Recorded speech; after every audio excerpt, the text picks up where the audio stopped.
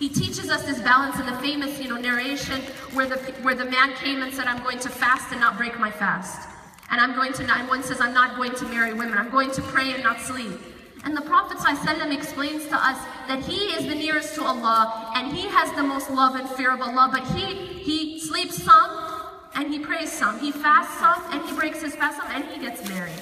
So this concept of how is it that we can be in this life without being attached to this life is not just as simple as completely taking yourself away, but it is something internally. That we have internal detachment from these things, even though we are involved in them. Now, I'm going to add one thing. This doesn't mean that the external detachment or the external zuhud doesn't have a place. Meaning that when people keep themselves away from luxury, there is also a purpose for which they do that. The reason why people do that is actually to enable the internal zuhud. Okay, the ultimate, the purpose is for me to not be attached inside. But sometimes keeping myself away from these things helps me to build that detachment inside. That's why we're told to give a portion of our money. That's why we're told that we're supposed to give a portion of our money as part of these requirements that we have. Because what it does is it helps me to not be attached to that money. So whoever makes the next life their primary concern, Allah takes care of their matters, joins their affairs, and then second, Allah puts contentment in the heart. This is the opposite of that poverty that's put between the eyes. This person is content with what they have. There's a very powerful story of a friend of mine. Some of you have heard me share the story. It's a very emotional story for me and for all those who hear the story. But for me, it's such a powerful reminder of what it means to have contentment in the heart, no matter what your external circumstances are. And this is a friend of mine who told me her story a few years ago.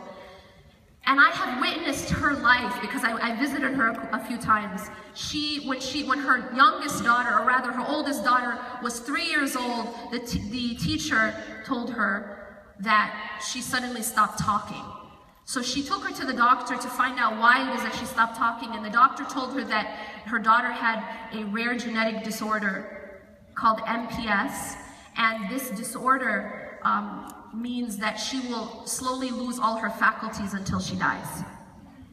So she will lose the ability to walk, to sit, to swallow, to do anything for herself, until she eventually dies. And the doctor told her, don't expect her to live, past, even into her teens. And then she had a second daughter, and around the same age, she also stopped talking. And she takes her to the doctor, and the doctor tells her the same thing, that your second daughter also has this disorder, MPS, this rare genetic disorder, and the same thing will happen to her. And then she has a third daughter, and the same thing happens again. So she has 3 daughters with MPS. And then she has a 4th son who has severe autism. Now, her daughters are in their teens. They're all still alive. They're all in wheelchairs. She literally she hardly sleeps. I mean, I've seen her. I've stayed with her. She just up all night, all day with them. One time she told me that they actually have trouble swallowing, and because of the inability to swallow their saliva properly, they choke on it. And when I heard this, I was just like, this isn't something we say alhamdulillah about. Every time you swallow your saliva, you don't say alhamdulillah, it's like every few seconds. But just the ability to swallow your saliva keeps you alive. Because otherwise you would choke on it. And this is something that's just to suction them, because they will choke on their own saliva because of the inability to swallow it. Now, why am I telling you this story? The reason I'm telling you this story isn't actually to make you sad, it's to give you hope. And the amount of hope that I get from just witnessing her is unbelievable. The reason I'm telling you this story is because she told me something that always stuck with me, and that is, she said, I'm drowning in gratitude. So this woman who lives a life that I think many of us couldn't even wrap our minds around, is telling me, not only is she telling me that,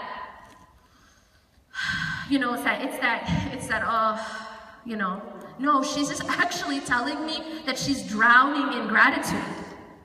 And to me, that's a sign of Allah subhanahu wa ta'ala. Because it's a sign that no matter what you're going through, if Allah helps you, you can be at peace. It's basically the refuge inside of the tsunami. You see, there's a tsunami going on around you, and Allah gives you refuge. That's what that is. She has been given refuge because she sought that refuge in Allah. And Allah enabled her not only to withstand this tsunami, not only to withstand this storm, not only to survive, but to thrive inside of the storm. That is the power of Allah subhanahu wa ta'ala. And that is the power of making the next life your primary concern.